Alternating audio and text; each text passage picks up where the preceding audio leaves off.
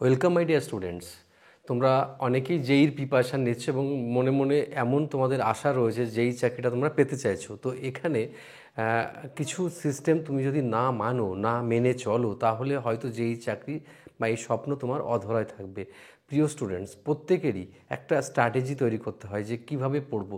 তো এখন তোমাদের মধ্যে যেটা সব থেকে বড় প্রবলেম হচ্ছে, সেটা অনেক রকম চাকরির ফর্ম ফিল আপ একসঙ্গে হয়ে গেছে, সেন্ট্রাল গভর্নমেন্টের, স্টেট গভর্নমেন্টের, তাছাড়াও তোমার পাবলিক সেক্টর ইউনিটের।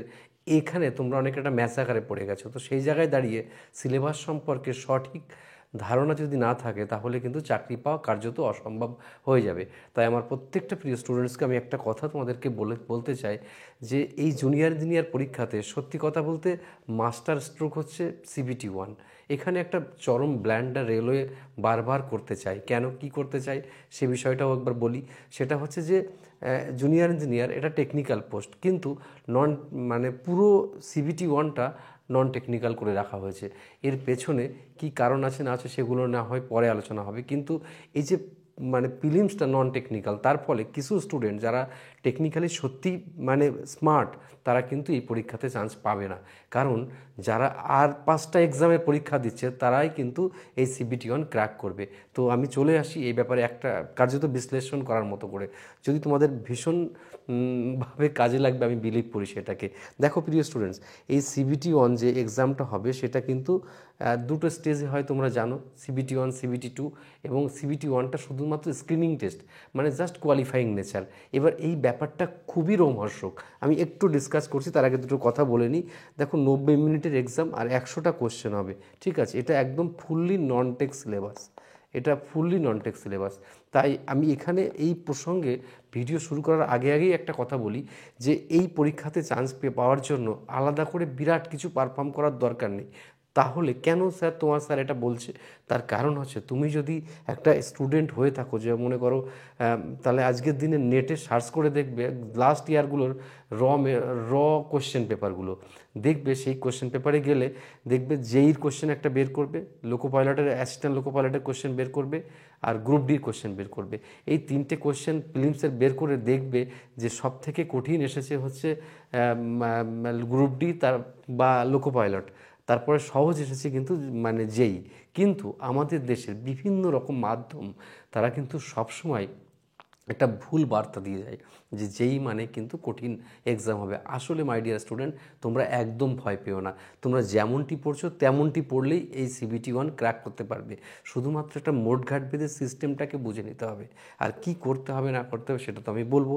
তার আগে দেখো, এই CBT টেস্ট হবে স্ক্রিনিং টেস্ট, কয়েকটা পয়েন্ট তোমাকে নোটেট করতে হবে, এবং সেটা তোমরা জানো MCQ পরীক্ষা হবে এটা। আর এই CBT-1টা স্টেজ 1টা অ্যাকচুয়ালি কাট অফ কীরকম হবে সেটা একটা বিশদ কথা তোমাকে আমি জানাবো। তার আগে আমি সিলেবাস আগে আমি কাট অফটা কীভাবে হবে সেটা একবার বলে দিই।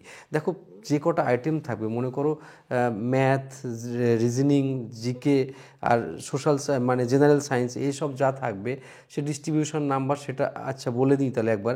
দেখো, ম্যাথসে যে 30টা কোশ্চেন থাকবে 30 মিনিটের জন্য, 30টা কোশ্চেন থাকবে 30 মার্কসের জন্য। সিমিলারলি জিআইটা দেখো 25 থাকছে ওয়েটেজ, আর জেনারেল নলেজ থাকছে 15, আর জেনারেল সায়েন্স থাকছে 30। তো এখানে যে 100 নম্বর, এর মধ্যে মনে করো কাট অফ কত উঠবে, কীভাবে কাট অফ ঠিক হবে, সেই ব্যাপারে তথ্যটা অবশ্যই জানা দরকার। যেমনটি ধরে নাও, মনে করো কোনো একটা স্টুডেন্ট, কাট অফ তো SC ST OBC হিসেবে হবে, সেটা তোমরা নিশ্চিত জানো, সেগুলো আগের পুরনো ফর্মুলা। তো এখানে একটা জিনিস তোমরা খেয়াল করেছো হয়তো, সেটা দেখবে পোস্টের সংখ্যা, নাম্বার অফ পোস্ট বা ক্যাটেগরি সংখ্যা প্রায় অনেকগুলো আছে। প্রায় কোনো RRBতে 20টা, 25টা, 22টা, 10টা, 15টা এরকম আছে। এবার প্রশ্ন হচ্ছে, তুমি মনে করো যখনই তোমার কোয়ালিফিকেশন ওখানে ইনপুট করলে, তাহলে কোন পোস্টের জন্য তুমি এলিজিবিলিটি আছে সেটা তুমি অবশ্যই দেখতে পাবে। তারপরে তুমি সেই হিসেবে 1 2 3 করে পুরো সাজিয়ে দিলে, দেবার পরে তুমি অতগুলো পোস্টে মনে করো পরীক্ষা দেবে, অতগুলো ক্যাটেগরিতে তুমি পরীক্ষা দেবে। মনে করো তুমি 20টা ক্যাটেগরিতে এলিজিবিলিটি হলে, এবার তুমি পরীক্ষা দিলে, CBT-1 গেলে তুমি পরীক্ষা দিতে গিয়ে দেখলে তুমি পরীক্ষাটা তোমার মনে করো CBT-1 দেখা গেল এইখানে মজার বিষয়, তুমি যদি একটু কম নম্বর পাও তাহলে কি হবে, তুমি লাস্টের দিকে যে ক্যাটেগরিগুলো আছে সেই ক্যাটেগরিতে চান্স পাবে। এখানে নোট দিস পয়েন্ট, তাহলে ভালো করে বুঝতে হবে, এই জায়গাটা খুব কম মানুষ বুঝতে পারছে। তাহলে এই যে যে তুমি কম নম্বর পেয়ে সিবিটি ওয়ানে মনে করো অতগুলো পোস্টে তুমি কোয়ালিফাই করতে পারলে না, মাত্র দুটো পোস্টে কোয়ালিফাই করলে, এখন সেই জায়গায় দাঁড়িয়ে এই দুটো পোস্টেই তুমি কিন্তু সিবিটি টু এর জন্য কোয়ালিফাইড হবে। বোঝা গেল নিশ্চয়ই? আমি আরেকবার রিপিট করছি, তুমি সিবিটি ওয়ানে যতগুলো পোস্টের জন্য কোয়ালিফাই হবে, তুমি তুমি মানে কাস্ট অনুযায়ী হোক বা মানে এই সেই তোমার মার্কস অনুযায়ী, তাহলে তুমি সিবিটি টু এর জন্য সেই দুটো ক্যাটাগরিতে একটা ক্যাটাগরিতে চান্স পেলে একটা ক্যাটাগরিতে, আর কেউ যদি বেশি মার্কস পায় সিবিটি ওয়ানে, সে মনে করো সবগুলো ক্যাটাগরিতেই পাস করলো, কোয়ালিফাই করলো, তাহলে সিবিটি টুতে গিয়ে সে সবগুলো পোস্টের জন্যই কিন্তু লড়াই করতে পারবে। এই পয়েন্টটা কিন্তু ভালো করে বোঝার ব্যাপার আছে, অনেকেই বুঝতে পারছে না এটা। তো সে আমি বোঝাতে পারলাম ব্যাপারটা। তার মানে সিবিটি ওয়ানে তুমি যদি ভালো পারফর্ম করো, তাহলে সিবিটি টুতে সবগুলো পোস্টের জন্য বা সবগুলো ক্যাটাগরির জন্য তুমি লড়াই করতে পারবে। আর না হলে সিবিটি ওয়ানে যদি তুমি খারাপ পারফর্ম করো, তাহলে সিবিটি টুতে গিয়ে তুমি সেই পোস্টের জন্য সুযোগ পাবে। তুমি যদি বোর্ডের ফার্স্ট হয়ে যাও, তাহলে অন্য সব ক্যাটাগরিতেও তুমি কিন্তু সুযোগ পাচ্ছ না। আশা করি আমার প্রত্যেকটা স্টুডেন্ট এই কথাটা বুঝতে পেরেছো। তো এই জন্য আমি সিবিটি টু এর থেকে সিবিটি ওয়ানের ইম্পর্ট্যান্স অনেক বেশি দিয়ে থাকি যেই জন্য, কারণ সিবিটি ওয়ান এমন একটা পরীক্ষা যেখানে কিন্তু তুমি সিবিটি টুতে কতগুলো ক্যাটেগরিতে এলিজিবিলিটি হবে তার উপর তোমার কিন্তু পরীক্ষার পাস ফেল নির্ভর করছে। ওকে, তাহলে এবার সিবিটি ওয়ান কীভাবে তুমি ভালো পারফর্ম করবে, অন্য অন্য চাকরির পড়াশুনো করে কিভাবে তুমি এগোবে, সেটাও তোমাকে একবার আমি নির্ণয় করে দেবো। তোমাকে বোঝানোর ব্যাপারটা আমি বলে দিচ্ছি। দেখো প্রিয় স্টুডেন্টস, তুমি শুধুমাত্র জেইতে ফর্ম ফিল আপ করেছো এটা নয়, তুমি লোকো পাইলট হতে পারে, টেকনিশিয়ান হতে পারে, সামনে এনটিপিসি হতে পারে, সিজিএল হতে পারে, বিভিন্ন রকম বা পুলিশের এক্সাম দিচ্ছ, তুমি দিচ্ছ, কিন্তু তুমি টার্গেটও তোমার জেই আছে। সেক্ষেত্রে তোমাকে এক্সট্রা কোনো পড়াশুনো করার বিরাট চাপ নেওয়া দরকার নেই, শুধুমাত্র সিস্টেমটাকে এক জায়গায় রাখতে হবে। এর জন্য না এই মানে বিভিন্ন কোচিং সেন্টার যেগুলো করে বা বিভিন্ন চ্যানেল বিভিন্ন করে, মানে যে কোনো একটা ফর্ম বেরোলে তার ওরিয়েন্টেড অনেকগুলো কোর্স শুরু করে দেয়। এগুলো কিন্তু ডাহা একটা ফেলিয়ারের রাস্তা তৈরি করে দেয়। আসলে পড়াশুনোর যে ব্যক্তি বেসটাকে তৈরি করে দেবে লাইফে, মনে করো এই যে ম্যাথসের এই চ্যাপ্টারগুলো, আমাকে একবার সোজা হয়ে দাঁড়িয়ে কেউ বলো তো, দেখো এই এই যে এগুলো সবগুলো যে ভ্যাকান্সি বেরোয় তাতে দেখবে একই সবগুলো রয়েছে, এই আর ম্যাথের ক্ষেত্রে, জিআইয়ের ক্ষেত্রে, এই সবগুলো কিছু হেরফের হয় নাম্বারের। তাই বেসিকটা ফান্ডামেন্টালি তোমাকে হাইলি মানে এনজয় করে পড়তে হবে। যদি পড়ো তাহলে সমস্ত পরীক্ষার যে কিছু জায়গা যেগুলো সেগুলো পারফর্ম করতে অত্যন্ত সুবিধা হবে। তাই তুমি লোকো পাইলট বা আলাদা করে ওভাবে দেখার দরকার নেই। প্রিলিমস বা এই সব পাস করতে গেলে তোমার এই বেসিক সাবজেক্টগুলোর ভীষণ জোর দিতে হবে। তুমি যদি বলো স্যার এই সাবজেক্টগুলোকে সত্যি ফান্ডামেন্টালি কীভাবে স্ট্রং হওয়া যায়, তার একাধিক ভিডিও আমাদের চ্যানেলে দেওয়া আছে। আর তুমি যদি কমেন্টস করো তাহলে অনেক এরকমভাবে আমি তোমাদেরকে গুছিয়ে সুন্দর করে বলে দেবো।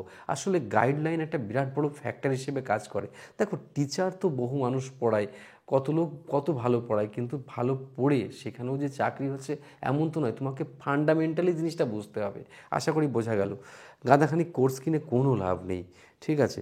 তারপরে জেনারেল ইন্টেলিজেন্স দেখলে সেই একই জিনিসগুলো, এগুলো চ্যাপ্টার ওয়াইজ ধরে ধরে ধরে ধরে ভালো। পিওয়াইকিউ বেশি করে লাভ নেই, অনেকে পিওয়াইকিউ জম্মের মতন করে যাচ্ছে, ওতেও কিন্তু লাভ হবে না। তোমরা জানো গতবারের যারা যে গ্রুপ ডি পরীক্ষা দিয়েছে তার আগের বারে পিওয়াইকিউ যা হয়েছিল তার কিন্তু কোনো কোশ্চেনই কমন আসেনি সেইভাবে, তাহলে তারা তো বেকার হয়ে গেছে। তাই ফান্ডামেন্টালি নলেজটা গেইন করার খুব জরুরি এসেছে।